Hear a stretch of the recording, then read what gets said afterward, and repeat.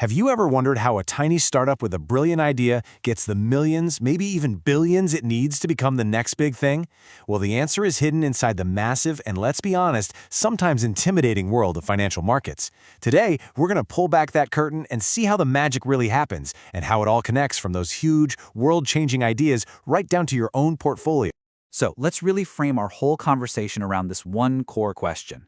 You've got an entrepreneur, they've got an idea that could literally change the world, but they need a mountain of cash to even get started. So where does that money come from? The answer to that question is the entire reason financial markets exist in the first place, and it's exactly what we're going to unpack. All right, let's start at the very beginning, square one. Before we can even talk about stocks and bonds and risk, we have to understand the fundamental why behind it all. Why do these markets even need to exist? At its absolute heart, a financial market is kind of like a massive, super efficient dating service, but for money. On one side, you've got people and institutions with savings to invest. On the other, you've got companies and governments that need that money to build things. The market is the powerful engine that connects them, turning savings sitting on a balance sheet into real-world action and innovation. But not all financing needs are the same, so the markets have to specialize. Think of it like this. Money markets are for short-term needs, stuff that's going to be paid back in less than a year. It's like getting a quick loan to fix a burst pipe. Capital markets, though, that's the big leagues. That's for the long haul, like taking out a 30-year mortgage to buy a house. This is where you find the stocks and long-term bonds that fund a company's future for years, even decades. Okay, so we've got our short-term and long-term markets. Now, let's zoom in on those capital markets. Let's explore the actual arenas where companies go to raise the money they need to build and grow. Now, here's a distinction that trips a lot of people up, so it's really important. The primary market is like a brand new car showroom. It's where a company creates and sells its stock for the very first time. The money from that sale goes directly into the company's bank account. But the secondary market, what we all just call the stock market, that's more like a giant used car lot. Here, investors are just trading those same shares back and forth among themselves. The company isn't involved at all. The key difference is who gets the cash. Primary market, the company gets it. Secondary market, the cash just moves from one investor to another. And the biggest, flashiest event in that primary market is without a doubt the initial public offering, the IPO. This is the ultimate coming out party for a private company.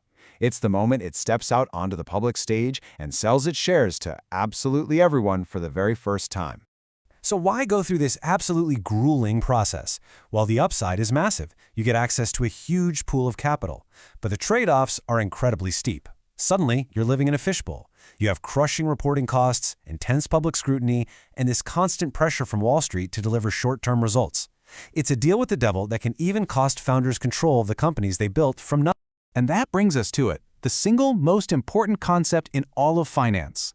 The one principle that governs every single decision made in these markets, the great, inescapable trade-off between risk and return. So what are we really talking about when we say investment risk? It's simply the fog of the future. It's just the chance that the return you were hoping for, well, it doesn't quite pan out. Maybe it's better, or maybe it's a whole lot worse. Risk is just the fundamental uncertainty of it all. And here's why that uncertainty is so important. As humans, most of us are what we call risk-averse. The pain of losing $100 just feels way, way worse than the joy of gaining $100.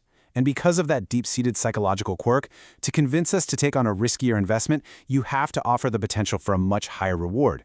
Nobody takes on more uncertainty for free. It just isn't going to happen. This slide just lays it out perfectly. You can think of it as a ladder. Down there on the bottom rungs, you've got super safe stuff, like government bonds. Very low risk, but also very low potential returns. As you start to climb that ladder, moving up through corporate bonds and into stocks, the potential rewards get a whole lot bigger, but so does the danger of falling. But here's a really critical insight. Not all risk is created equal. There are two main flavors. Systematic risk is the big economic wave that lifts or sinks all the boats in the harbor at once. Things like a recession. You can't hide from it. Unsystematic risk, on the other hand, is like a lightning strike that hits just one company. A bad product launch, a scandal. And here's the key. This is the kind of risk you can actually do something about. So if you can't really escape that market-wide risk, but you can manage the company's specific stuff, how exactly do smart investors do that? Let's dive into the strategies. Okay, the number one weapon against that company-specific risk is diversification. It's that simple, powerful idea you've heard a million times. Don't put all your eggs in one basket. By spreading your money across a bunch of different investments, the bad luck that hits one company can be canceled out by the good luck of another. It creates a much smoother ride and is probably the closest thing to a free lunch you'll ever find in finance. But here's a really practical tip. You don't need to own hundreds and hundreds of different stocks. The research is pretty clear on this. Once your portfolio has about 20 to 30 different unrelated investments, you've pretty much wiped out all the company-specific risk you possibly can. After that point, you're really just left with that unavoidable market risk that affects everyone. So that leads us to a really important question. If we've already diversified away all that company-specific noise, how do we measure the market risk that adding one new stock brings to our portfolio? And the answer is this really clever metric called beta. Think of the overall stock market as a big river flowing downstream. Beta simply measures how much a particular stock gets tossed around by that river's current. It has nothing to do with the stock's own internal problems. It only measures its sensitivity to the overall flow of the market, that systematic risk you can't get rid of. So the market itself, that river, has a beta of exactly 1.0. A stock with a beta greater than 1 is more volatile. It gets thrown around by the current more than average. So a high beta tech stock might soar when the market is up, but it's going to crash even harder when the market turns down. On the flip side, a low beta utility stock will be a much calmer, steadier ride, no matter what the river is doing. Okay, so we've got a way to measure a stock's market risk, and that's beta. But how does that translate into an actual number? How much return should we demand for taking on that specific amount of risk? Well, that is the exact question answered by a cornerstone of modern finance theory called the Capital Asset Pricing Model, or CAPM for short. And this graph you see here, the security market line, it's just a picture of that model. So don't worry about the jargon. Just look at the line. It shows a really simple, powerful idea. As you move to the right, which means you're taking on more market risk or a higher beta, you have to move up, demanding a higher expected return to compensate you for it. It's the risk-return trade-off right there in a picture. And finally, let's wrap up with one last big idea. And it's a powerful and pretty controversial one. The efficient markets hypothesis. The theory is actually pretty simple. It says that with millions of smart, motivated people all trying to get an edge, any and all available information gets absorbed into a stock's price almost instantly. So there are kind of 3 flavors of this theory. The weak form says you can't beat the market just by looking at past price charts.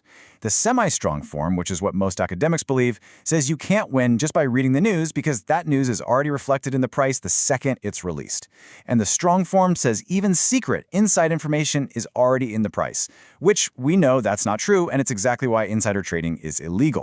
And this brings us to our final and maybe most profound question. If the market really is so efficient that prices are always right, that they reflect all known information, then is the entire game of trying to find undervalued stocks and beat the market, is it all just a fool's errand, a massive, expensive illusion? That's a question every single investor has to grapple with for themselves.